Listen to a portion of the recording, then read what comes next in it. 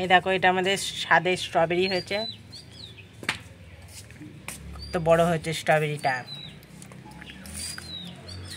এই যে এই গাছে আরও ফুল হচ্ছে, ওইদিকের গাছেও হচ্ছে।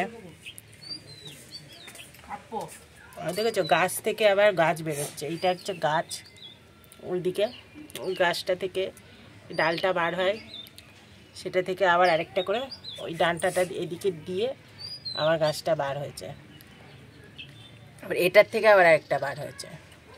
এরকম এটার মধ্যে ফুল আছে, দেখা যাচ্ছে কিনা, ওই যে তো হবে। ওই গাছটা দিয়ে দুটো গাছ হলো, ওই যে দুটো ডালটি বেরিয়েছে, দুটো গাছ হলো, আবার ওইটা থেকে আবার আরেকটা বার হচ্ছে। এইভাবে গাছ তৈরি করা যায় স্ট্রবেরি গাছ। এগুলো আবার যত্ন করে রাখতে হবে, রাখলে পরে এগুলো আবার সামনে বছরে এই গাছ থেকে আবার নতুন স্ট্রবেরি পাবে ভালো ভালো। এই গাছটা থেকে একটাই বার হয়েছে, এই যে এইটা চারা তৈরি করা হয়েছে, আর এটাই ভালো, যাক বেশ বড় হয়েছে।